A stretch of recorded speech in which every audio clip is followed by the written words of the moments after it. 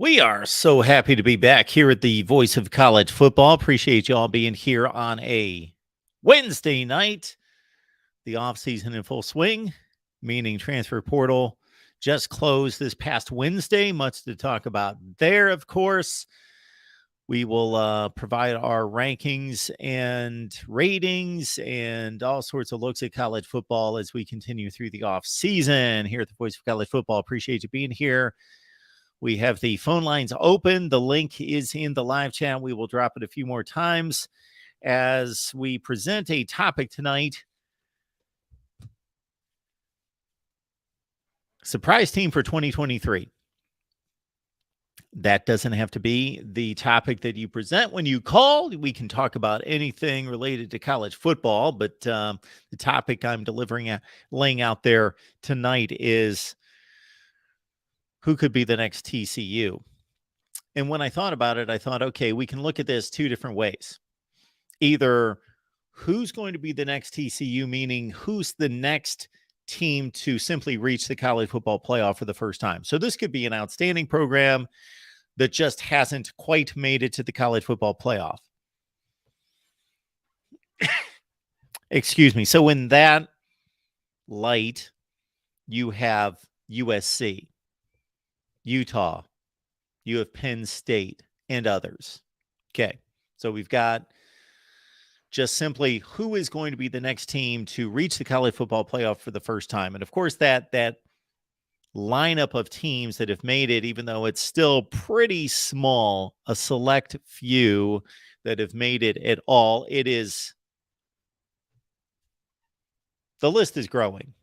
The list is growing with the likes of Cincinnati and Michigan this past 2021 season, and then this past season, only one was added in TCU.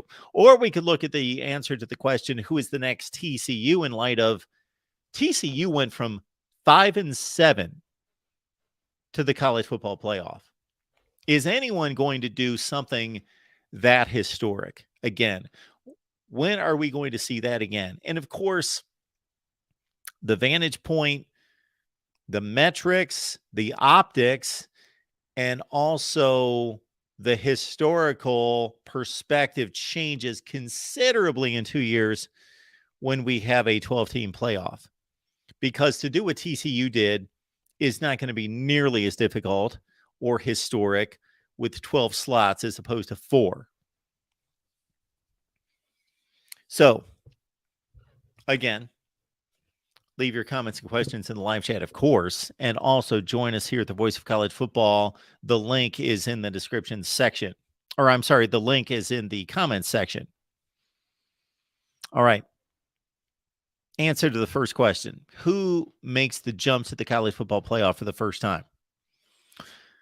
Florida State technically did make the college football playoff in 2014, but it's been a long, long time in the 9 years of the college football playoff. And Florida State is gaining basically more traction than anybody out there looking ahead to 2023 in the way too early top 25. Out of teams that didn't seriously contend this past season, Florida State coming off a 10-3 season. They won their final 6 games.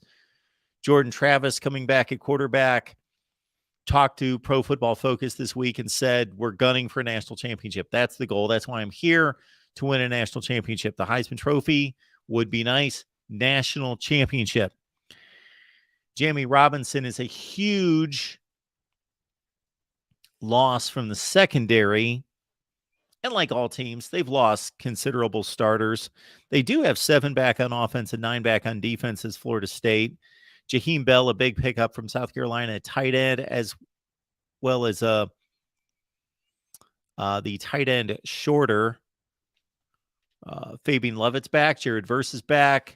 Their decisions to bypass the NFL draft, huge for Florida State.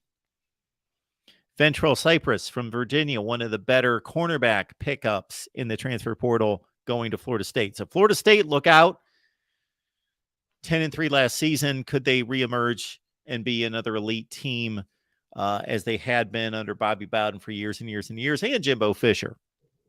Keep in mind that the ACC schedule is going to be released next Monday night at 7 p.m. Eastern time on the ACC network. However, instead of watching the ACC network, let's all watch it together. So the ACC schedule releases next Monday at 7 Eastern time. We will be here live on the Voice of College Football, also on our ACC channels, Clemson, Florida State, Miami, and Virginia Tech, going live to address the ACC schedule. And before we get to that point of looking at the 23 ACC schedule, I may run down and give another look to these designated rivals. That's what I call them. Other people call them permanents or tent poles. The three teams that every team in the ACC has been designated to play every year, to see if we could have done a better job. So I know we looked at it at the time, but to see if the ACC could have done a better matchmaking process of rivals for each team. For example, Miami will play Florida State every year. That's a must. That is arguably the most important in-conference matchup and rivalry in the conference. And then in addition to Florida State, Miami, they have matched up Boston College and Louisville with Miami. I got to think they could have done better, but they reviewed this for months. They put it together. It can't be perfect. Not everybody has three natural rivals, so it doesn't work out. I released a video a few weeks ago where I did the same thing with the Big Ten. So the Big Ten in 2024 with USC and UCLA on board for the first time is disbanding divisions, and they most likely will go with some type of format similar to what the ACC is doing. So I threw out who the three designated teams could be for every Big Ten team to play every year. So give me your thoughts on that video. How about North Carolina? Boy, they struggled at the end. Boy, they limped to the finish line, 9-5 after starting 9-1. And their stretch drive was not a killer, daunting schedule. They lost to the likes of Georgia Tech. But Drake May's back at quarterback. Mac Brown's won a national championship in the past. The defense has to get better. They've recruited 4 and 5 stars on the defensive side. And yes, some 5 stars. They got a couple 5 stars on the defensive line. And on the defensive side for North Carolina, Gene Chizik just has to coach them up better. Josh Downs is gone, so is Antoine Green at wide receiver. North Carolina 9-5. Maybe they ascend, possibly, to become one of 2 of the best teams in the ACC to get to the championship game. It's no longer the Coastal and the Atlantic. It's the 2 best teams in the ACC. Right now, most people are projecting Clemson and Florida State, but does it ever work out, or rarely does it work out the way we think? Look at last season's conference championship games. What was the forecast in the Big Ten? Well, it was Ohio State, Wisconsin by most. Of course, Michigan got a lot of love, and Iowa and Minnesota. What did it turn out? Michigan, Purdue. The Pac-12 championship game was supposed to be Utah, Oregon was probably the near consensus, with a lot of people going with USC, but those were the 3. And we got Utah and USC. So we got a fairly uniform Pac-12 championship game. The Big 12, everyone was talking Oklahoma State, Baylor coming off their championship game appearances the year before, Texas, Oklahoma. And what do we get? We get TCU and Kansas State. SEC was supposed to be Bama, Georgia. LSU snuck in. The ACC, pretty uniform with Clemson, Clemson, North Carolina. So you just never know. All right. So let's continue down the path of TCU and who is the next TCU. And again, we have left the link in the comment section if you would like to call us and talk about this subject or anything in college football. All right. Let's move to the Big Ten. In terms of just making it to the playoff for the first time and doing what TCU did last season, Penn State's the obvious choice. 11-2, won the Rose Bowl. Sean Clifford finally gone. Drew Aller is a higher ceiling Sean Clifford for sure. Is he going to be as good or better than Sean Clifford? That remains to be seen. He can spin it.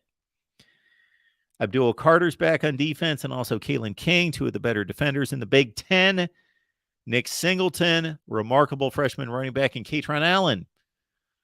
So with two freshmen running backs, Penn State won 11 games, finished in the top 10, won the Rose Bowl. Now they've got those two guys back. Manny Diaz did a nice job with the defense. Miami fans, yes, he did. Top 20 defense in the land. Penn State. All right, going again to that next level of teams that they weren't really that good in 22, but could they, like a TCU? We're not going to see this season what TCU did last season, taking everything into consideration, that they went 5-7. Look at your 5-7 teams from 2022 and see if any of them have a shot of getting to the college football playoff this season. Let's go through the 5-7 teams. We'll have to do that. But with a first-year head coach. Now, if you would have said before this season TCU is going to the playoffs, we all would have thought that was crazy. But if you would have said TCU is going to the playoff and they will not have won the Big 12, they're going as a non-conference champion. Insane. How about Wisconsin, 7-6 last year? Luke Fickell, of course. That's one big plus for the Badgers, who for a time during the second half of the season I thought might be the best team in the Big Ten West. Chuckles ensue after that comment, of course. And they've got a new quarterback. Nick Evers has shown up to compete for the job. Tanner Mordecai is the guy with experience that could take over the Wisconsin starting quarterback position. Of course, Graham Mertz has gone to Florida. Staying in the Big Ten, Maryland. Can you imagine Maryland going to the college football playoff? 8-5 last year, won a bowl game. Talia Tagovailoa was coming back. They've recruited well, not to the standard of the teams in their division. And I know it seems like a impossibly daunting task to get past Ohio State, Michigan, Penn State in that division. Just throwing it out again. TCU made it last year. Maryland, 8-5 this past season. Going to the Big 12, how about this team? Joey McGuire's Red Raiders of Texas Tech. He just received a big 6-year contract extension. Joey McGuire, a linebacker coach at Baylor, gets the Texas Tech job, does a remarkable job. They beat Oklahoma. They beat Texas. They beat Ole Miss in the Texas Bowl. Tyler Shook is going to be the starting quarterback most likely this year after competing for the job and being a former starting quarterback for a college football, for a New Year's Six team at Oregon. And they picked up a really good center in Western Kentucky's Rusty Stats. He was an all-conference USA performer the last 2 years. Staying in the Big 12, this not necessarily a Cinderella story because of the blue blood status of Texas, but Texas would get to the college football playoff for the first time. And they've had a lousy 13-12 record under Steve Sarkisian, and I do not have much faith in Steve Sarkisian. I'm on record as saying that many times. He's not shown me the capability, the ability to raise a program and to lift it to heights. And he's got all the resources and all the money and all the ability and all the personnel and everything at his disposal to do that at Texas. Quinn Ewers was way too inconsistent. So, excuse me, I made the mistake last season of saying Quinn Ewers, boom, that first half against Alabama was remarkable. Just the arm talent that he showed and displayed. And he was making Alabama look pretty silly, carving them up. But that wasn't the end of the story. He got hurt. Then when he came back, he had a pretty marginal season the rest of the way. If you saw him against TCU, much of it was not his fault. He didn't have a chance. But when he did have a chance, when he did have time to throw, he was just way too inconsistent last year. Just Quinn Ewers was all over the place. No Bijan Robinson, no Roshan Johnson for Texas. They're both gone. They do have 4 of their starting offensive linemen back. Arch Manning, if Quinn Ewers doesn't improve, doesn't gain that consistency and show it from week to week, Arch Manning could have a shot if he is truly the number 1 quarterback in the country. Let's go to the Pac-12. I got 2 candidates. One is truly not an underdog by the classic sense, but they would be reaching the college football playoff for the first time, and that's, of course, USC.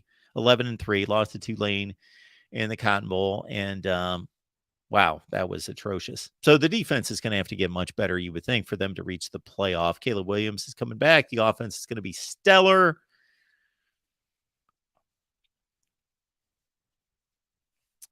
Raleek Brown at running back started to come on, started to get some reps and some touches, and showed us that he may be a breakout player in 23. But USC is a long way off on defense, and to the disillusionment of many USC fans, they retained Alex Grinch as defensive coordinator. But of course, USC is a choice to get to the playoff this year. How about this one? Now, this is a dark horse out of the Pac-12 to the playoff, and that's, of course, who I considered and listed in a video last offseason as a dark horse. Oregon State, 10-3, beat Florida, blasted Florida in the bowl game, and of course, they've got DJ Uiagalelei coming in as quarterback. He's got to get better, and maybe this is the remedy for him. The different coaching, the different setting, the different vibe, the different conference, the different opponents, the whole reset. 8 starters back on offense, 6 on defense. Jack Coletto, jack of all trades, gone. 4 offensive linemen back, 3 DBs missing from Oregon State. We'll see what the Beavers show us this year as a little bit more attention, a little bit more pressure. Preseason top 25 team. They should be in 2023, but how about Oregon State playing the role of TCU? Then in the SEC, Tennessee's really not a dark horse, but have yet to reach the playoff. 11-2 last year, beat Clemson in the bowl game, and of course, were roughly a top 5 team in America. Hendon Hooker gone. Josh Heupel's got a new contract, and he's got a new quarterback in play in Joe Milton, who, of course, gave Tennessee fans more confidence going forward with his performance against Clemson in the Orange Bowl. Lane Kiffin and Ole Miss. Man, they had a bad stretch drive, much like North Carolina. They were 7-0 at one point. They were 8-1 at one point, and a top 10 team in the nation. Excuse me. They played Alabama well, only lost by a field goal to the Tide. And then the wheels came off. They lost the heartbreaker against Mississippi State in the Egg Bowl on a 2-point conversion. They got blasted in the Texas Bowl. But Ole Miss has one of the more intriguing, more competitive quarterback battles coming into 2023 with Jackson Dart. In comes Spencer Sanders from Oklahoma State. And not to be deterred from going after the quarterback position, Walker Howard leaves LSU, former 5-star, and he is now competing for the job at Ole Miss. Quinshon Judkins is a tremendous running back. Unexpectedly, was not expected with Zach Evans as the major player there at Ole Miss at the running back position, a former 5-star. Quinshon Judkins was not supposed to be the man, but he is the man. 1,600 yards, 16 touchdowns, great player. He's back. Of course, Lane Kiffin flirted with Auburn, so you got to think he's dedicated. He's back. He shunned an SEC Western Division rival and what is considered by most to be a better job to stay at Ole Miss. And then finally, I look toward Mississippi State. The unfortunate passing of Mike Leach. Zach Arnett is the new head coach, former defensive coordinator. They won a bowl game. Will Rogers is back at quarterback. 9-4 for Mississippi State this past season. There's another dark horse for the college football playoff and to do something that TCU did last year. And again, if we're going to go full throttle, the TCU correlation to 2023 and look for 5 and 7 teams, then our list is going to look much different. But I was looking for teams that have yet to reach the college football playoff. And there it is. We got Florida State and North Carolina out of the ACC. We've got Penn State, Wisconsin, Maryland out of the Big Ten, Texas Tech and Texas out of the Big 12 Conference, Oregon State, USC, the likely candidates out of the Pac-12, and the SEC's got Ole Miss, Mississippi State, and Tennessee. Quickly, before I take your calls, and we've got nobody calling, so we do have the link in the live chat. We'll drop it one more time.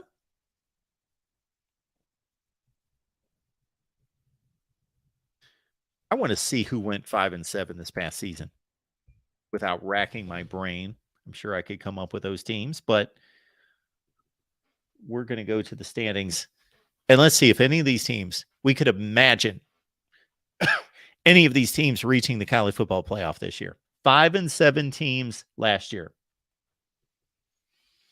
Also, keep in mind, in the next few days, we're going to release our 1 through 131 rankings. Sorry about the delay. Would like to have those out sooner since the college football national championship game was played on what? January 9th. Today's like 2+ weeks later, 16 days later, and nobody is thinking about 2022 anymore, but I'm still going to do it just because I want to. But I'm going to really stop doing stuff that I want to do on this channel because it's clearly not the way to go. That's not way to go. I got to deliver what you guys want to see, not what I want to see. So no more schedule previews. All right, we got our first caller of the night. It's the real MVP jumping on board. Hey, Mark. How you doing? I am doing just fine. How you doing, sir? Good. I saw on your Twitter timeline what happened. I'm sorry to hear that, Mark. Thoughts are with you. I appreciate that, sir.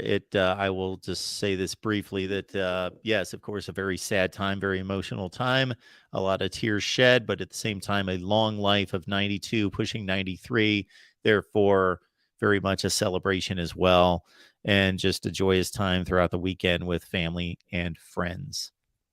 Well, I'm glad to hear that, Mark. It's very tough and very troubling, but I'm glad you made the most of what is a bad situation that happened. Appreciate that.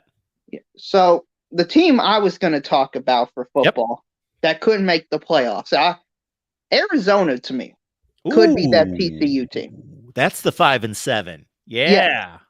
And I was looking at their schedule. Okay. They play 5 of the better Pac-12 teams: Washington, USC, Oregon State, and UCLA. But 4 of the 5 are at home. UCLA's USC's the only one on the road. So, I mean, they could do it. And I like the jump they made, and I like their offensive production. So I love this choice you're making here. However, I just pulled up their schedule, and I'm reminded of a game that they played last year that they will be playing again this year that would cause me, and I'm surprised that it's not causing you to pause in making your selection, because I would consider it, I'm guessing that you consider this almost an automatic loss on their non-conference schedule. Oh, I have no idea where Mississippi State's at. Okay. With their tragedy that they have endured, I have no idea where that program is going to be. Well, they do have enough time to recover. Well, I understand that, but to me, Mike Leach was such a great head coach that it's going to be hard to replicate what he did at Mississippi State. Like, he revolutionized. Like, for Mississippi State, I think he got as much as he could out of that program. Well, I don't want this to be blasphemy, considering that, we have a fallen coach here who did a great job, and he's legendary, and I believe that he, despite the metrics, should be in the College Football Hall of Fame. But Dan Mullen had a pretty good run at Mississippi State. It's not like Mike Leach was doing anything that Dan Mullen was not. Well, okay, but I don't know how much more can be get out of Mississippi State than 8-5, 9-4 type seasons I consistently. agree. That's all I'm trying to say. And I feel like from last year to this year, I think they're going to regress a bit, if I had to take a guess. So I could see also Arizona is going to probably improve. So it's possible to me that they just pass Mississippi State. Okay. They are playing at Mississippi State week 2. And of course, Mississippi State won that game, with a big second half. They didn't blow them away from the first series of the game, but they were clearly the better team. And Will Rogers is back at quarterback for MSU. Right. So, Mark, let me ask you this, okay? I've got a take that I think will be interesting. The Georgia Bulldogs, Mark. I'm not sure if you've seen their football schedule, but they basically only play Tennessee at Tennessee. That's their only main opponent. But with that being said, everybody in the chat last year reminded me saying they played Kent State close, they played Mizzou close, they played Kentucky close. And you know what? I'll give them a little credit. I don't think Georgia makes the playoffs this year. Okay. So you did the switcheroo, the little bait and switch on me, because you started out with talking about how lame the schedule is, which I'm almost certain, they usually play Georgia Tech. Of course, they always play Georgia Tech, but they play somebody else, like Oregon this past season. They do not play anybody like that. Exactly. Exactly. But, and Uncle Lou talked about this today. He voted on his channel. I think it's a great point. I think Georgia will beat Georgia. I don't think they can come in and week out and mentally prepare. Oh, we got to play Kentucky. We got to play South Carolina. We got to play Missouri. I think one of those games, they'll slip up, okay? And they'll take a shocking loss.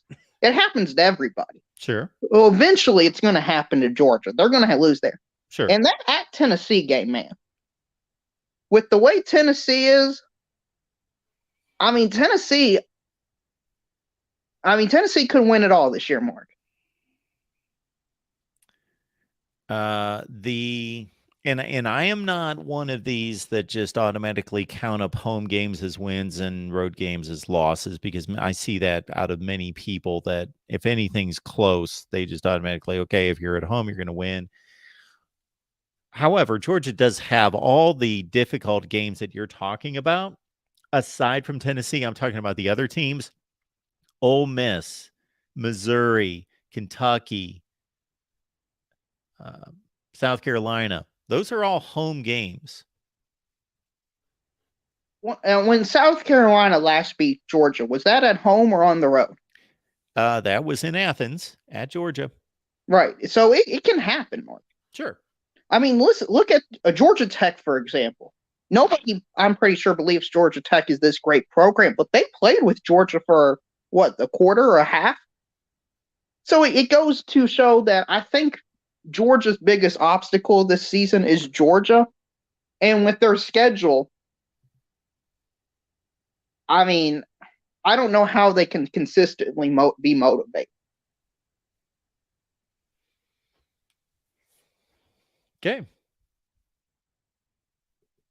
What were they motivated for this year after winning a national championship last year? That's a great question. I believe Stetson Bennett was the reason. Okay. I believe the team was motivated because Stetson Bennett was constantly being disrespected. People were saying Stetson Bennett shouldn't have been the starter. Stetson Bennett wasn't a good player. He was carried to a championship, and they wanted to get a ring for Stetson Bennett to prove that he is a good talent, that it wasn't a fluke. Well, yeah, they now go from championship-proven quarterback to just a great talent at the position that's unproven. So that's the unknown. Right. And eventually, when was the last time somebody won 3 straight national championships? Has it ever happened? Well, not in the last, it's not happened maybe since the 40s or 50s. Yes. it's not happened since then. Well, Lou talked about in his video today, and it happened once, Mark. Minnesota did in the 1930s. They have 3 straight claimed national champions. Yeah. So saying Georgia's going to lose at some point, history is on my side that eventually Georgia will lose. Well, they can lose, though. That's the thing. They can lose and win a national championship. Well, okay, they'll lose twice. I think they'll lose twice this year. And if I had to take a guess, Mark, at the 2 games they're going to lose,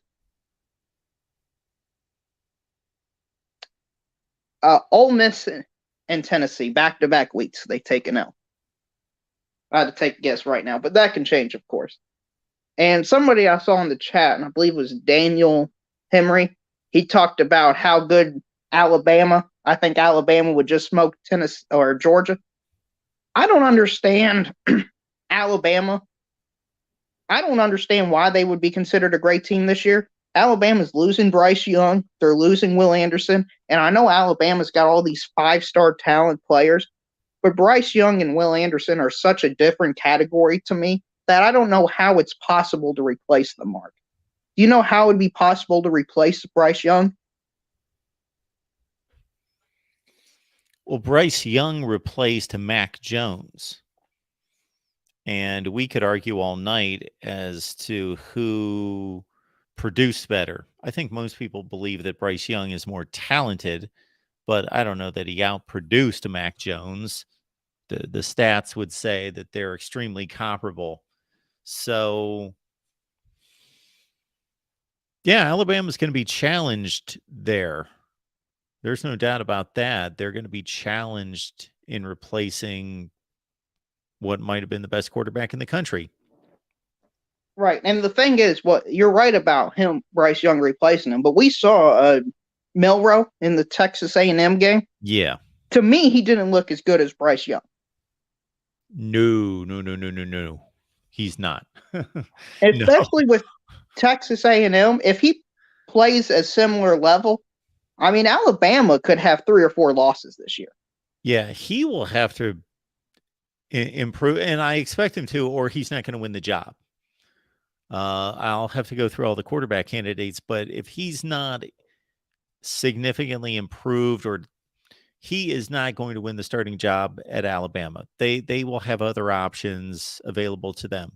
He was not a good passing quarterback. He came in against Arkansas when Bryce Young got hurt, and as you mentioned, played the entire Texas A&M game, and that's not the level of quarterback play that's going to be acceptable at Alabama.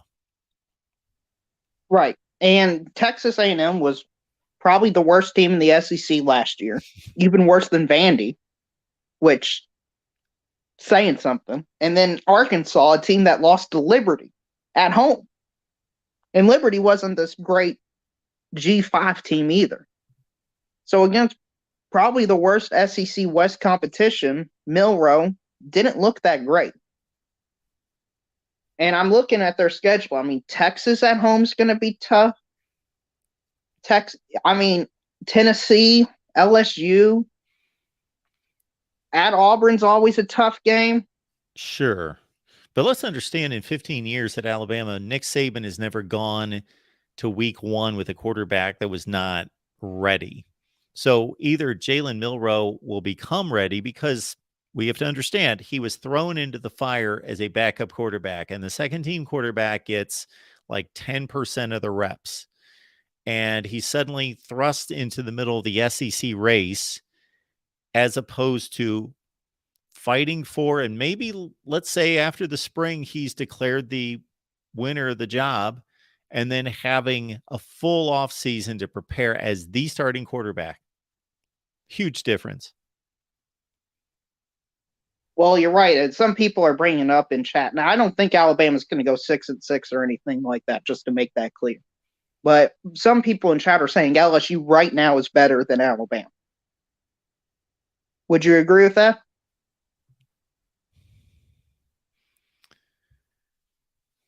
Yeah, but not by much. I'm okay with that statement. I'm not convicted one way or the other, and I don't think anyone that's reasonable, that really understands these two teams and what's on these two teams, would clearly say LSU's clearly better than Alabama, or vice versa. I think it's a close call. Right. It'll be a close call regardless of who you put up against Bama, because the level of talent Alabama recruits. But for where Alabama has been, and for this general sentiment to arise, is remarkable to me. I'm not sure if it is to you, but I think is there anybody else on hold or anything like that, Mark? Oh, we did have a couple and they dropped off. Oh man. Well, you got anything else for us? Well, I could try to think of something. So, Pac-12, Mark. Let me talk to you about the Pac-12. Oh, I love when you talk Pac-12 football.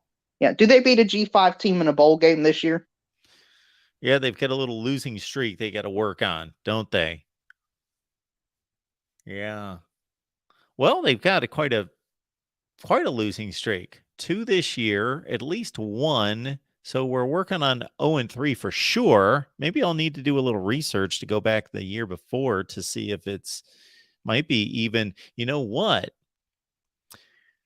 Last year they also lost. Oregon State lost to Utah State. So they're on an 0-4, at least 0-4 run.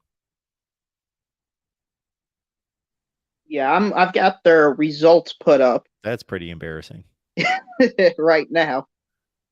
Arizona's Air Force beat Washington State in 2019. Uh-huh. That's what I'm looking at. Remember that one? The Alamo Bowl. Yeah. It looks like in 2020 they didn't play a group of 5 team. So.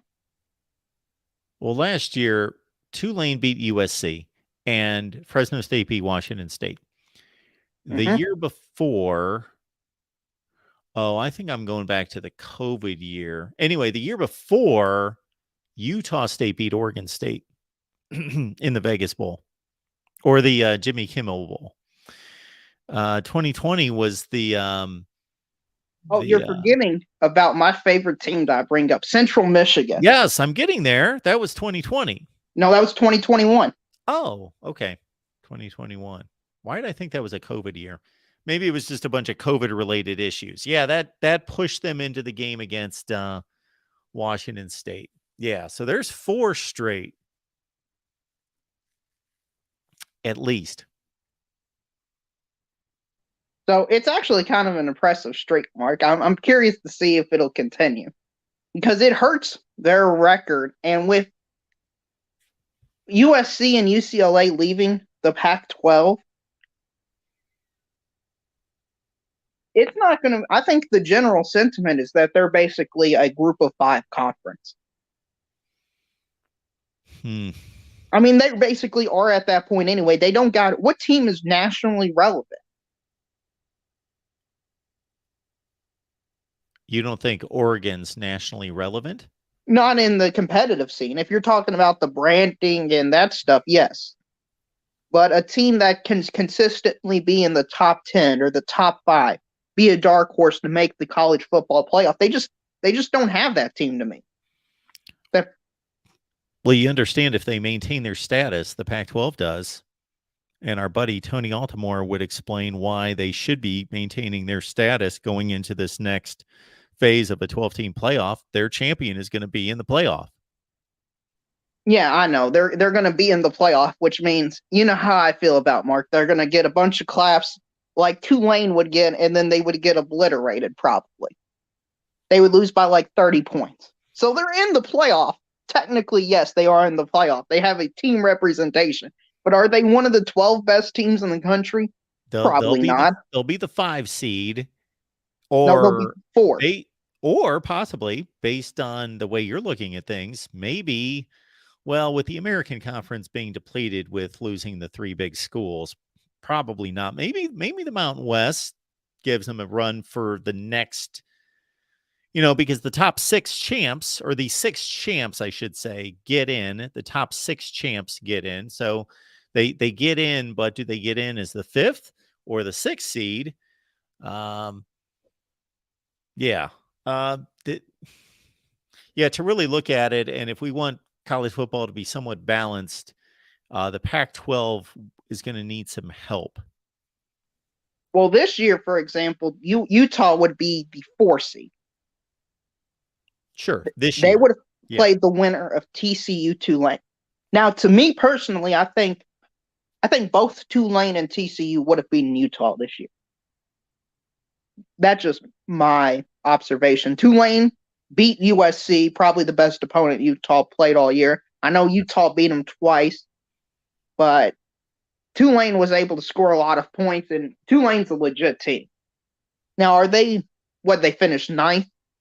To me, is Tulane the ninth best team in the country? Not even close. But they're a good team, and TCU finished as the second best team, and they beat everybody they played except Georgia, who won the national championship. I'm getting a feeling that if you keep talking in this direction, we're going to get a visit from Mr. Tim Prangley. It just has that feel about it. So Tim is letting us know that Washington won 11 games. The issue with that is, and all due respect to Washington, I rank them as high as the national polls. Who'd they win the 11 games against? Well, they won them against the Pac-12. Right. Which they had some decent wins. They beat Michigan State, in fairness. That was a decent win. Yeah. They beat our friends Kent State, that everybody loves to bring up because of Georgia. So they beat Oregon State, a decent team. But them losing to Arizona State, Mark, I just can't get over that. Arizona State went 3-9 and lost to Eastern Michigan. Just so we're giving the teams in the Big Ten that beat Michigan State credit for a quality win, if we're going to give that to Washington beating Michigan State, a 5-17. Right, and all these games are somewhat close. It looks like they lost to UCLA by 8. They only beat Arizona by 10. They only beat Cal by a touchdown. Oregon and Oregon State by 3 each. So the only team they really separated from was Colorado and Washington State. So, in terms of Power 5 play, even Stanford, they only beat by 18 points. It was only a 3-score game. Now, if you're a top 10 team, or what was it, top 15 team, I think you would put more separation against somebody like Stanford, somebody who hires a Sacramento State level head coach, Mark. Well, so what you're pointing out is, and I know a lot of people are probably thinking, you win the games, you win the game. That's all that matters. They win 11-2. And once the season's said and done, absolutely.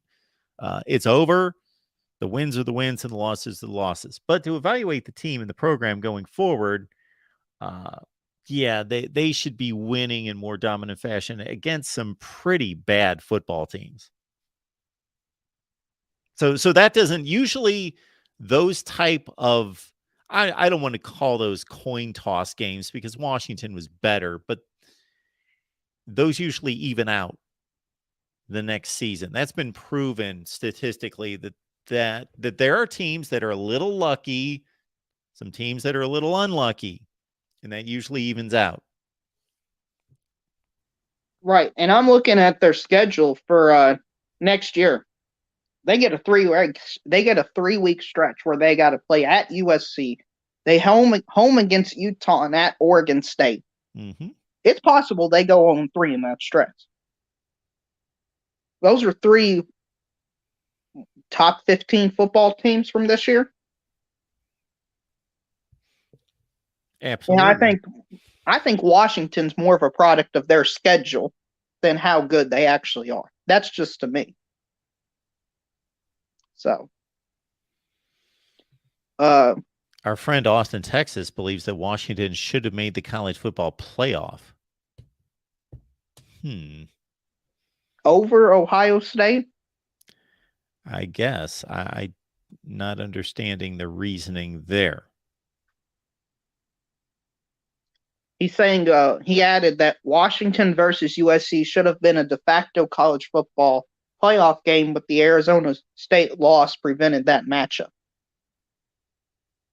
So I guess if Washington beat Arizona State, Utah wouldn't have made the Pac-12 title game, and Washington would have, is what he's saying. Well, sure. If Clemson would have beaten Notre Dame, they would have made the college football playoff, or South Carolina. There's a lot of ifs out there, but man, if your if is against 3-9 Arizona State, wow, you don't deserve that consideration in any conversation.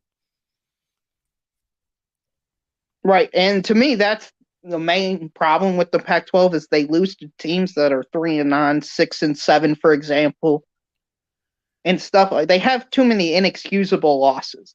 Utah should beat Florida, Mark, every single time.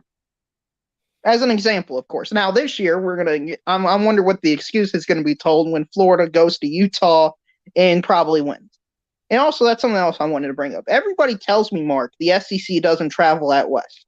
Okay, last year Mississippi State went to Arizona. This year Auburn's going to play Cal, and Utah's headed to play Florida.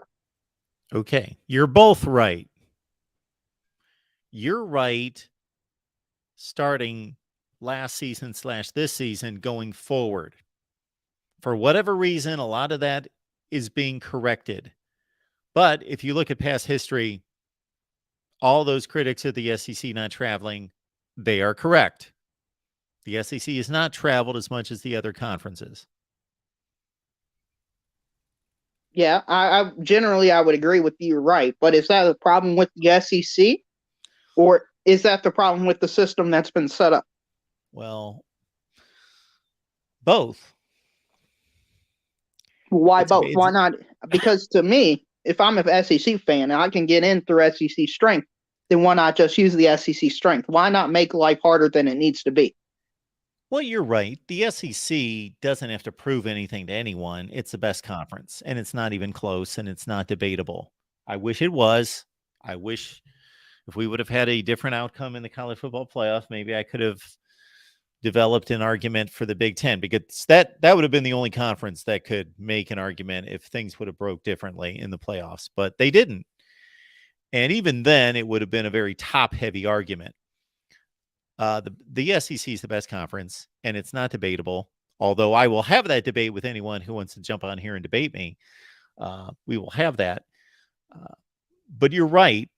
So therefore, the SEC doesn't need those games to prove anything.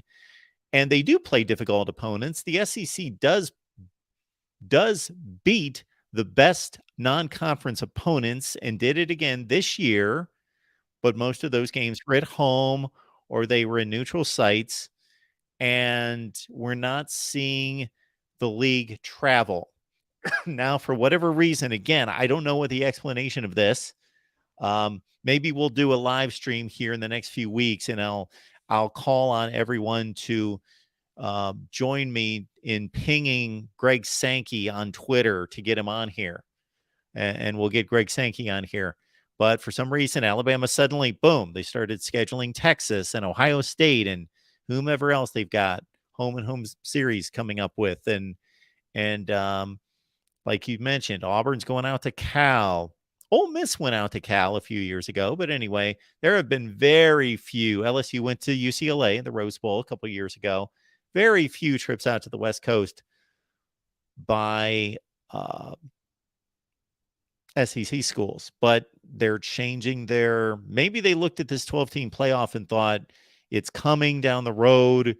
We can afford some losses. I really don't know why the change in strategy, because they don't need a lift. They can just point to their conference. Their conference is going to get enough respect that, much like Michigan this year, played nobody non-conference, and they didn't need to.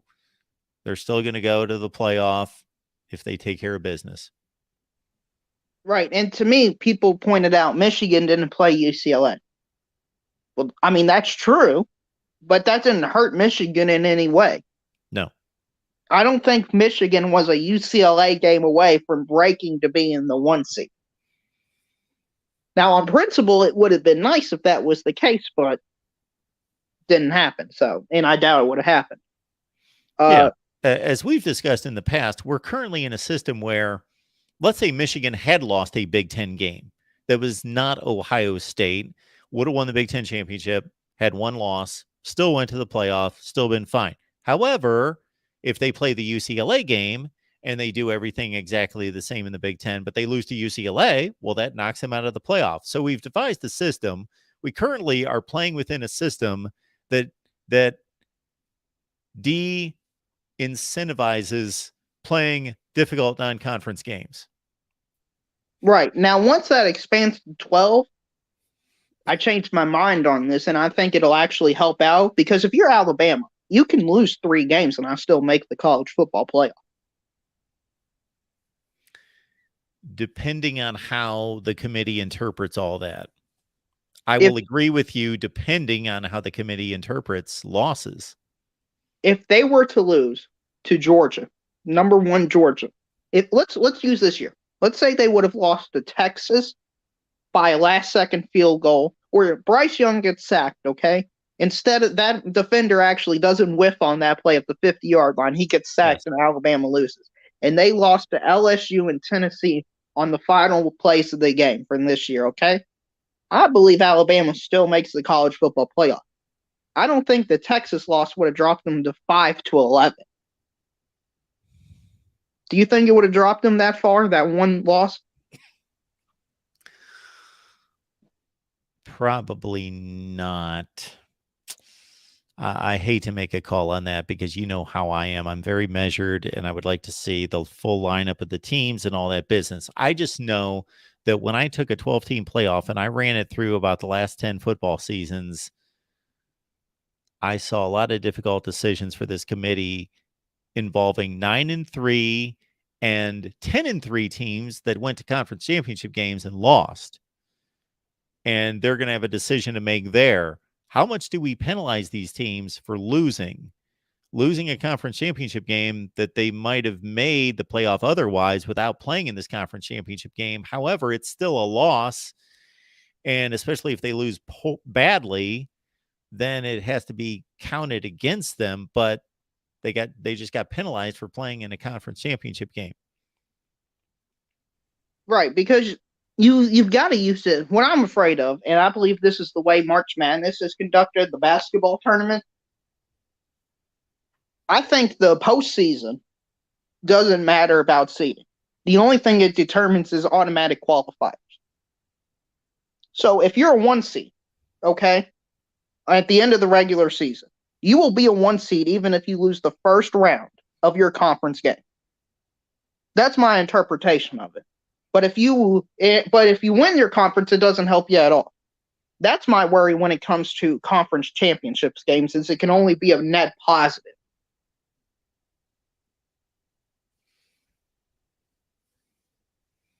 Hopefully that made sense what I was saying.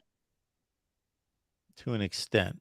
So like last year, yes, there was a controversy between Tennessee and Duke, okay? It looked like Tennessee had clearly the better record because of postseason play. However, if you just took it at the end of the regular season, it looked like Duke was the better team. And I think what the bracket does for March Madness is they only take the regular season into account in terms of actually seeding the teams. And then what they do is they put in the automatic qualifiers and they just bump the lowest teams out. Yeah. That's how I think they form the bracket. Now, I don't have any, sources or anything on it, but that's just from my interpretation of it. Gotcha. And I'm worried that's the same way college football would go down. Because I think you've got to punish these teams for losing games. Like it would be weird to me if Kansas State was the 3 seed, they lost, or TCU was the 3 seed, they lost to Kansas State and they were still the 3 seed. Like, that doesn't make sense to me. Like it worked out this year. Yeah, but TCU dropped. Did they drop? I thought they dropped the spot. They were still the 3 seed. Okay. Well, to me, that's not right. Yeah, they played Michigan. Yeah, to me, that's not right. But anyway, I see we got some calls, Mark, and I know I've been taking too much of your time. So, Thanks to Real. yeah, no problem. Voice of College Football, appreciate you all being here on a Wednesday night. And we will get to our next caller. We got David Greenshield waiting patiently. Always good to hear from David. Always a pleasure to speak with the man that gives college football its voice, the great Mark Rogers. Hi, and how are you, sir? David, I'm doing just fine. How are you? Excellent, excellent. I wanted to address a couple things, and I'm going to start with your question as far as who could be the TCU of 2023. And I wonder if this team is thrown out there. I think they're getting some by the way, Mark, have you already released your early preseason top 20, top 25, or whatever the case might be? Or is that not on the docket? Yeah, I got to get that out there. Absolutely. We'll do that. Not trying to, just curious, Mark. I was asking that question more from curiosity. I got a little derailed after the season, and it's probably a little too late to do some of the things that I'd like to do, but I still want to release a 1 through 131 from 2022, even though everybody's mindset is toward 23. But yeah, the way too early top 25. Yes. I do not want to fall in line with, as you know me rather well, I do not want to fall in line with everyone else. Do my own research, come up with my own list, and present it with my take. Yes. Yeah. Well, I'm sure you'll put your own little spin on it, Mark. So that'll be good. Yes. All right. So let's get to the team. And this is a team that's getting a lot of preseason top 10 love. And to me, this could maybe mean a little bit of a change in the ACC. How about Florida State, Mark? What do you think? Yeah, they were the first team that I mentioned. Jordan Travis just had an article released where he was interviewed by Pro Football Focus and clearly stated that they are gunning for a national championship this year. Wow. They have 7 starters on offense. They've got 9 starters on defense. They had a couple key NFL draft decisions go their way, and Jared Verse and Fabian Levitt, 2 defensive linemen. Jaheim Bell's a great pickup at the tight end position from South Carolina. And not a lot of people knew about Fentrell Cypress, but he was the highest or second highest rated cornerback in the transfer portal out of Virginia. They picked him up.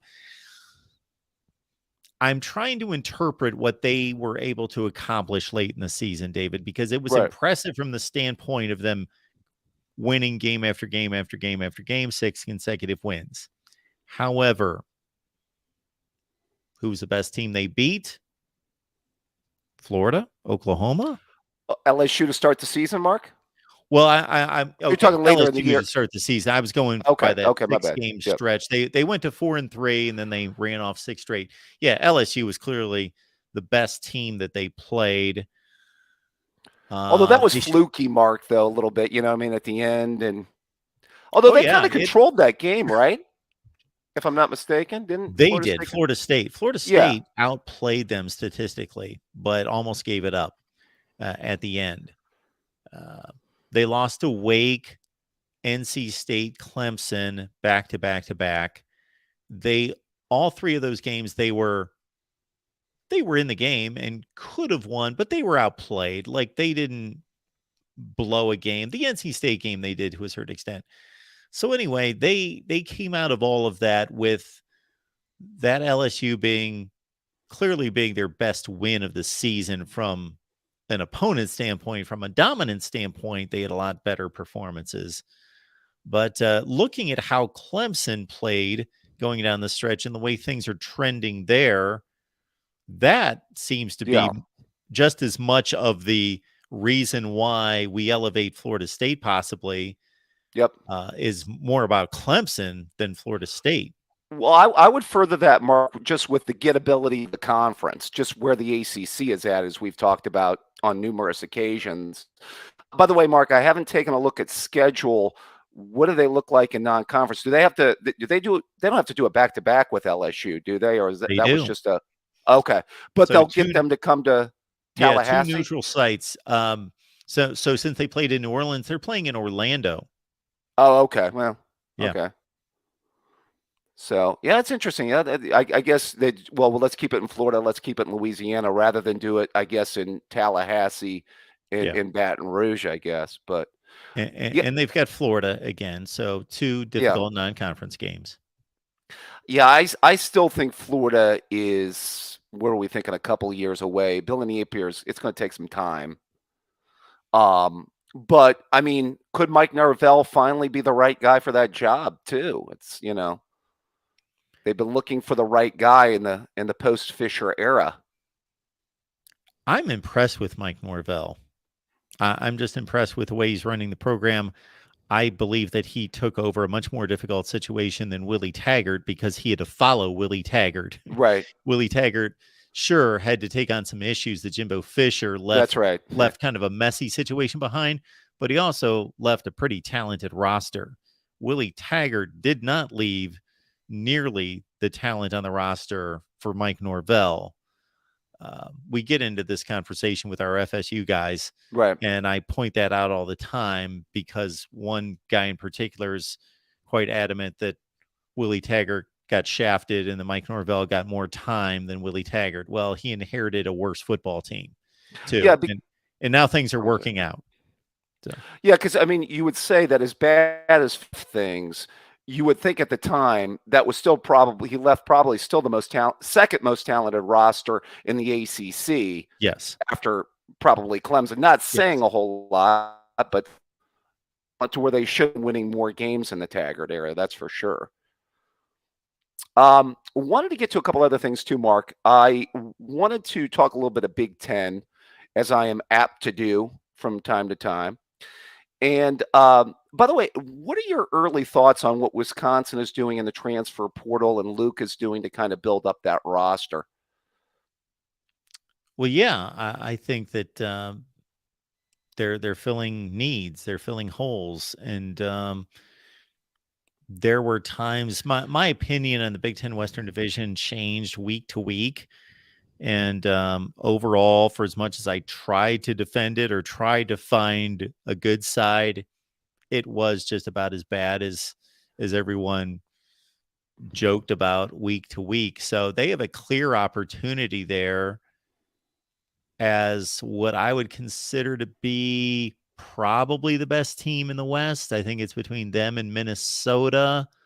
I was going to have Cade McNamara at quarterback and Eric All to hopefully for them provide a little bit of offense. Very little bit. if their offensive production does not improve, and I'll say significantly, like if you go from 130 in the nation to 80, I'll consider that significant. That's 50 spots. You still have a bad offense, but you got a 50 spot. You're at least functional to some degree.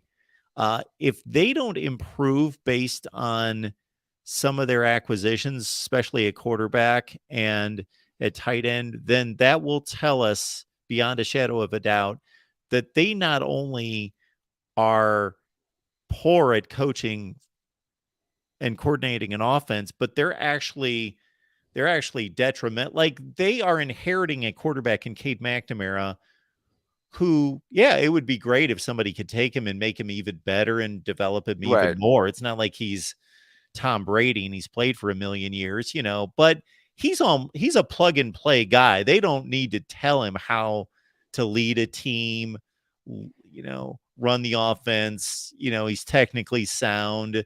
They just don't need to screw him up. And he should at least make the offense functional. Well, you think an obvious upgrade over Petrus at quarterback, though? I mean, is that? I mean, that's got to be night and day, I would think. Yes. So if they've upgraded at quarterback that much, and then they get some solid play out of tight end, which has always been their position for 800 years. Now whether they can get anything out of the tailback position or the wide receiver position, and is the offensive line better? Those are also probably larger questions there too, to them having a better offense. I will say, I think Wisconsin, Luke had to make some moves there. It will be interesting to see if the portal upgrades them that much, this year. I know it's his first year. I'm going to be real interested to see because they got to go to Washington State in non-conference. Is that their only decent non-conference game? Yes. Okay. I'm a bit, I don't know if bored is the right word. I don't like the return trips of these games that we saw last year with Michigan State, Washington, and Washington State, Wisconsin. But hey, the Big Ten can make amends possibly. I think, well, here's the thing. I mean, it's going to be interesting to, and I was trying to make my argument the last time we spoke about where the conference is at. And I agree with you, Mark. You still have to see it in non-conference. You still have to see it in the bowl games. And I get where you're coming from. Now, mind you, it did have a winning record in bowl games this year, and very close to having an outstanding record in bowl games. Yeah. Bringing up bad memories again. Thanks, Mark. But in any case, I will say this: Penn State is the interesting team here.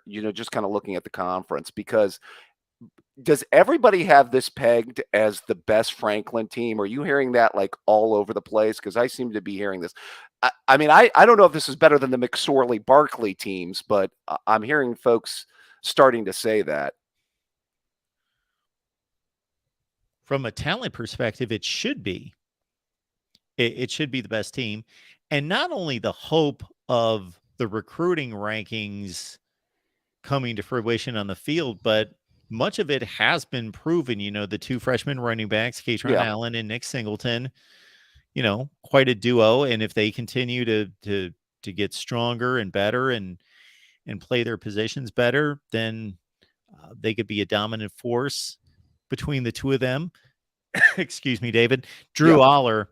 Yeah. He's just going to be fascinating to watch. And Steve Dace, I don't want to steal his line, but made mention to me, must have been on his podcast on Tuesday, that he thinks that Drew Aller is the biggest wild card or most important player in the conference. Well, he's from our neck of the woods, Mark. I got a chance to watch him play a little bit at Medina, and he is impressive. I mean, he's got a lot of the measurables, size. He's got some arm talent, no doubt about it. By the way, Parker Washington left early. Their one wide receiver for the NFL, I think, didn't he? Yes, if I'm not mistaken. Yeah. So, that's going to be interesting because. Ohio State did not really pursue him. I know that we got yours in recruiting, and actually, I think those were the two of the highest rated recruits in the quarterback class that year was Aller and Quinn Ewers. Yeah, it's unfortunate for Ohio State that it turned out that way. They went for the gusto and went for Quinn Ewers, and I'm sure Aller would still be on the roster, and he would have waited as he did behind Clifford. So he certainly would have waited behind CJ Stroud. Yeah. And it would be a different story right now with what we can reasonably expect to be a better quarterback at Penn State than Ohio State. Well, see, that's where I wanted to go. And, I listened to Dace's Bigger 10 podcast, and I know there's a lot of folks that are making the case that Ohio State could lose 3 games this year. And I'm not saying it's not plausible. It is. But what I would say is this.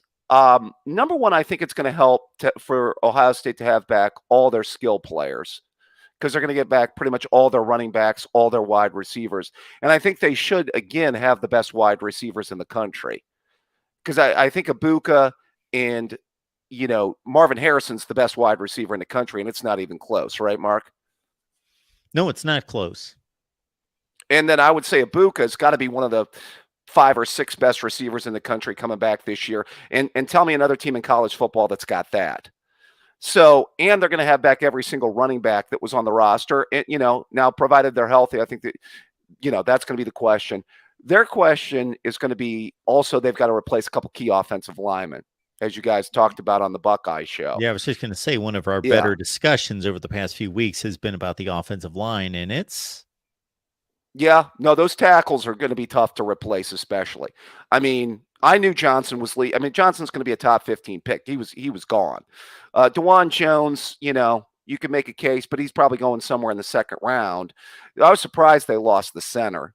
Although I guess one good game against Jalen Carter in the draft that, gets you in the second or third round, I guess is reason enough to leave early nowadays, but that's where college football's at. But although Whippler's a solid player, but yeah, that to me is the key. I will say this. I do think that their defense is going to be better in the second year under Jim Knowles. I do expect a little bit more improvement on the defensive side of the ball. At least I'm banking that I don't see an all-time bad secondary again. That's what I'm really hoping for. Because that was the thing that really killed them. Their pass defense, their secondary in particular, that I told you all year, and you saw it in the last 2 games, was the killer. Well, not that they could have done better against inferior opponents and not given up as many gash plays, but Yeah. as Knowles has outlined, for whatever reason, those are part of the formula. Yeah, I'm not buying that. You just have to live with it. Well, I mean, think that's a horrible thing for him to Yeah. admit to or say, or design a defense where you get gashed 5 times a game. Sure. And if you think about getting gashed, just think about where you are on the field. If you get gashed from your own 20-yard line, if you're a defense and they're in the red zone, Sure. and they gash you on a run, well, they were going to kick a field goal at least anyway, or probably have a 70 to 75% chance of scoring a touchdown anyway. So that play hurt, but that doesn't hurt nearly as bad as when that same play breaks at the other team's 25-yard line and you can't catch the back, i.e. Donovan Edwards, and he runs 75 yards for a touchdown. You can't break down there. Right. Well, sometimes it also comes back, you have to adjust to your personnel. Tomlin, Mike Tomlin for the Steelers, they were playing a ton of zone a few years ago in the NFL, like 5 or 6 years ago. He was asked, well, why don't you play more man coverage? You know what his answer was? We don't have the corners to play man. And, sometimes it comes down to the Jimmies and Joes. I mean, you got to have if you're going to play man coverage, guess what? You better have good enough corners to play man, or you're going to have to adjust. Because eventually you're going to find a passing game that exploits it. And that's why I don't understand. Some of these defensive coaches have got to be a little bit more multiple with their fronts and their coverages.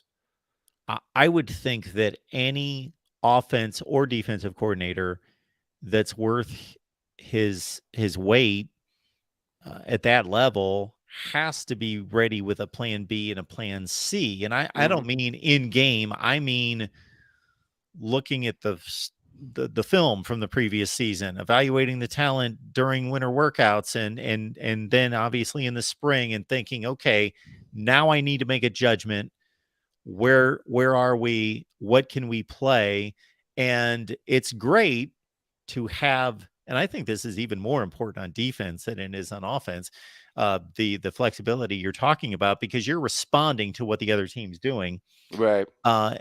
Is to have hey, if everything's perfect and I got the personnel I want, this is my belief and conviction about the best way to play defense. But we don't have that. Therefore, what's best for this situation, Sure. especially understanding what is our offense going to give us, most likely. Yeah. And sometimes you just have to adjust to your personnel, and And Ohio State's defense was fine for 9 games. I think we both would take their performance in 9 games, but Maryland and Michigan were certainly not acceptable, and Penn State wasn't. Well, I got a little. Yeah, I was going to say that, Mark. I got a little bit of a vibe. I know are you the king of the Sean Clifford fan club, or are you running it still, or? I think his mom runs it, but I certainly support. I chime in when needed. No, that was the game that kind of gave me a little bit of pause, is when Clifford tore us up, and then I had a little bit of trepidation when little Tua and those receivers were tearing us up. That's, what I mean. Well, both of those games, especially the Penn State game, but also the Maryland game, was just a strange defensive effort of, this is a defense that's very talented, especially along the defensive line. And you and I had many conversations about the defensive front in the off season, and I kept going back to, I know they're going to be good. I know that they're going to make, they're just, there's just too much talent out there for them not to make plays on occasion, but they need to be a wrecking crew. Yeah. And they were when they needed to be against Penn State, and they were when they needed to be against Maryland, but they still gave up a ton of yards and points the rest of the time. Yeah. Yeah. That's very much a feast or famine deal. Yeah. Just too many chunk plays. Yeah.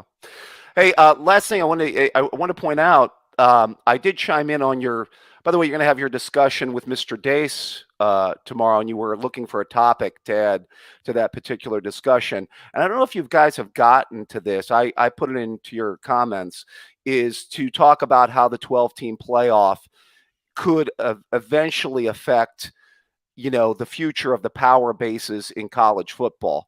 From the standpoint of, I mean, Klatt made this point, and I think it's a good one. He says short term, you probably still see the same teams in the championship game and even winning national championships.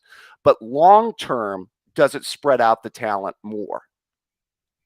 So he believes, and we've had this conversation, that the open field, the more inclusiveness is going to attract recruits to other locations, because they'll understand, okay, Penn State can get to a playoff, fill in the blank can get to, Oregon can get to a playoff on a regular basis. Right. Think of programs that you would think that would be in that 10 to 12 kind of range, or even 8 to 12 kind of range, that they could get to a playoff, and maybe they get in and win a playoff game or two.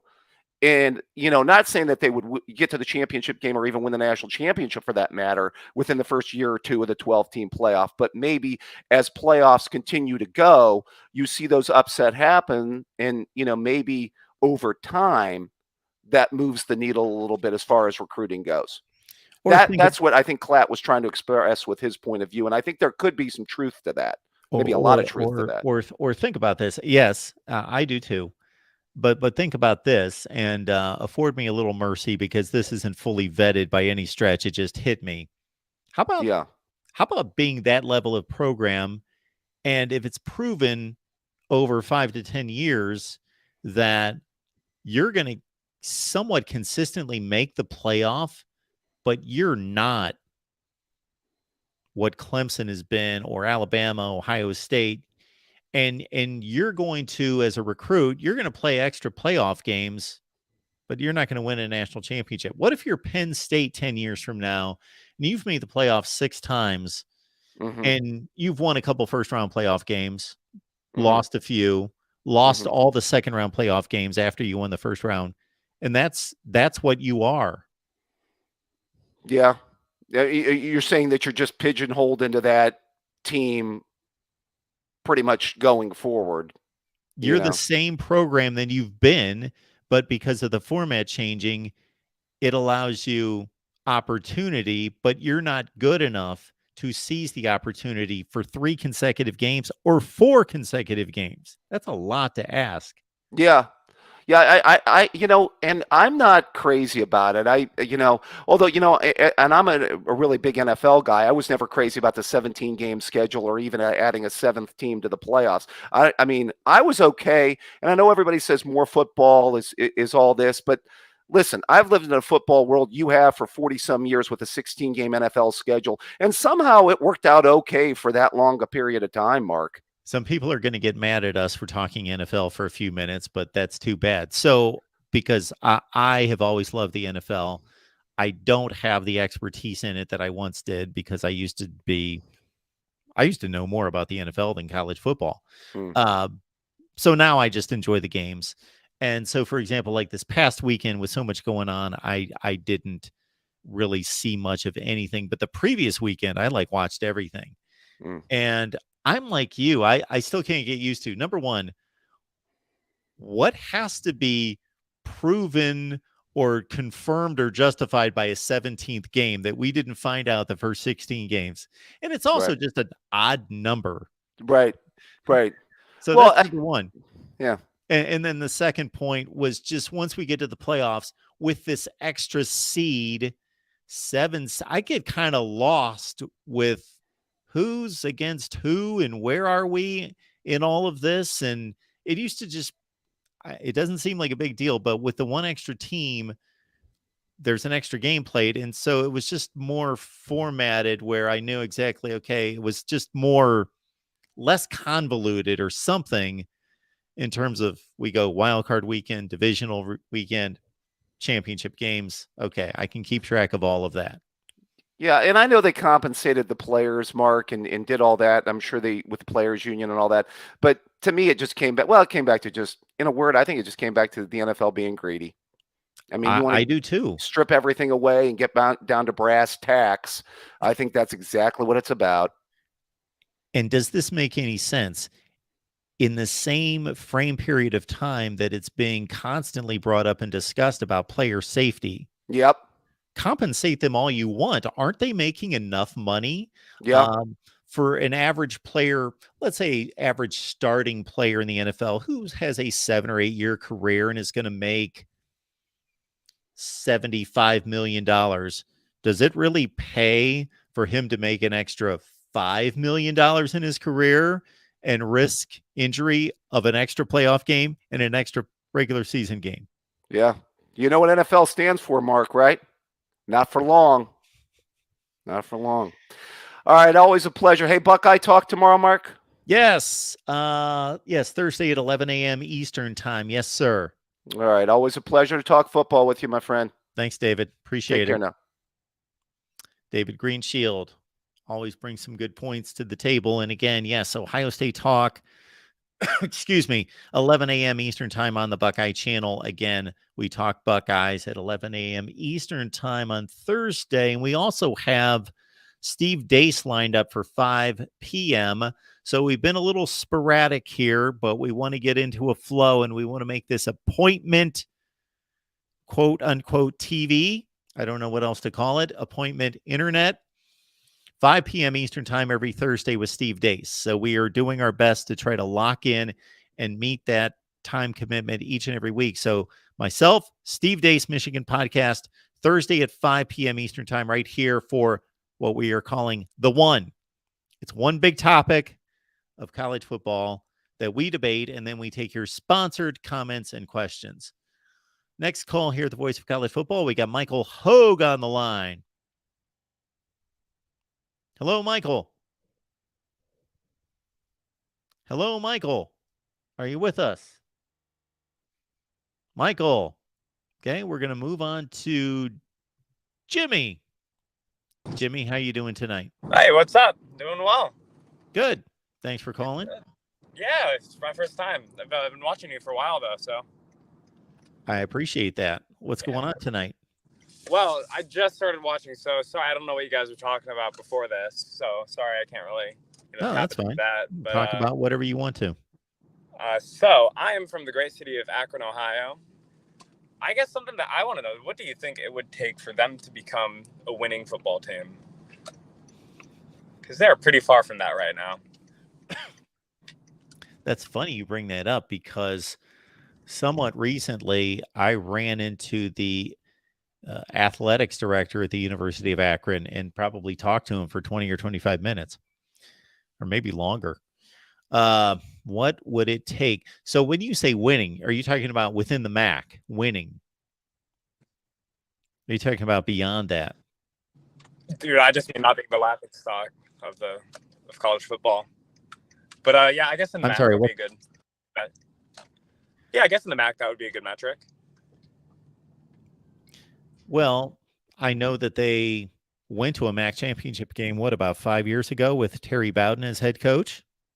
So it's possible.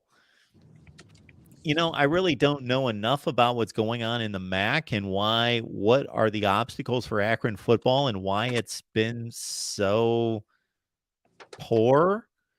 I know that, you know, it's unlike, let's see, I'm trying to scan the MAC real quick. Unlike just about everywhere else, it's in a city, which may not be the most attractive to some people.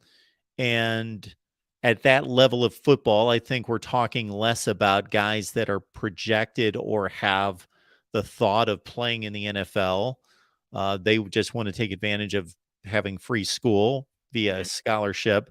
But it's a downtown kind of feel to the environment. It's not a true campus where you're kind of tucked away and you go to college there. And I don't know if that's any kind of an issue.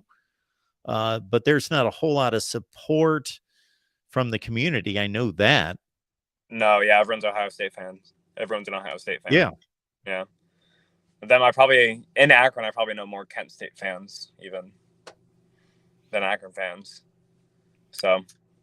Yeah, it's an interesting dynamic. And of course, where the stadium's located, which, again, it's a nice stadium they put up. It's only, about 10 years old, if that now? Yeah, they tore down the old stadium just a couple weeks ago, actually. Oh, out at the Rubber Bowl. Yep. Yeah. So that's where I always went to games as a kid when I still lived there. So it's I haven't seen the new stadium. I'd imagine it's not quite as interesting, but again, I don't know how much. It's kind of interesting that you can see it from Exchange Street and you can see it out from off campus because it's so wide open. Mm-hmm. But I know that I graduated from Kent State, and I know that when I was at Kent State, it was just so much more affordable for the athletic department to pour funding and resources into basketball, men's basketball, and be somewhat nationally relevant. Kent State, when I was there, went to the NCAA tournament a few times. And of course, then about 10 years later, went as far as the Elite Eight one year when they had Antonio Gates. So there's like a big time sport in men's basketball that takes a whole lot less resources to try to gain some notoriety and some publicity and make some money. So that's really the challenge of those schools, I think. Yeah. So kind of what you're saying is just give up. Well, not give up on football, but try to succeed nationally somewhere else a little bit. Yeah. Even though it doesn't bring as much prominence, but men's basketball is obviously the best and second option above anything else. But yeah, it's an interesting question because somebody in the MAC wins and somebody, of course, advances and goes to bowl games, and Akron routinely has not been good at all in football. No. I can remember back when I went to Kent State, I interned at the ABC station in Akron and going to the Rubber Bowl and covering Jerry Faust and his Akron teams. And they gave him a lot of money at the time for that level of football to try to bring a winner to Akron, and it didn't happen. No, yeah. Well, so he didn't succeed like there even? No, he did not. And he was fresh off of his stint at Notre Dame. So there was a lot of attention given to him. And you would think that would have helped recruiting, him being just having been the Notre Dame head football coach. But yeah, he finished under 500. Well, that's about all I have for you right now. But, hopefully I call again at some point. Absolutely. Ask. Anytime, Jimmy. Yep. Have a good night. You too. Is that our first call on Akron U football? It might be. But I enjoyed that, even though I can't provide a ton of insight. But as I mentioned, it is interesting that here recently I did run into the athletic director at the University of Akron and spoke with him. Appreciate everyone here at the Voice of College Football. And I believe we have wrapped it up for the night. And no one else is on the line. And again, we have kind of unveiled, for those of you who are just joining us here in the last 15, 20, 30 minutes, whatever it might be, keep in mind that as soon as we get done, the video posts, you can check it out from start to finish. I ran down those teams that are likely candidates, even though there is really not a likely candidate. If there is going to be somebody, who is it going to be to replace TCU as a team that shoots out of nowhere to reach the college football playoff in 2023? So you brought your candidates. I brought mine. It was another fun discussion here at the Voice of College Football. Again, on Thursday, it's Buckeyes Live at 11 a.m. Eastern time. It's our conversation with Steve Deace, the one big major college football topic that we debate, 5 p.m. Eastern time right here. So please subscribe, hit the bell for the notifications to know when we go live. And we will see you all at 11 a.m. Eastern time for Buckeyes Live over on the Ohio State channel.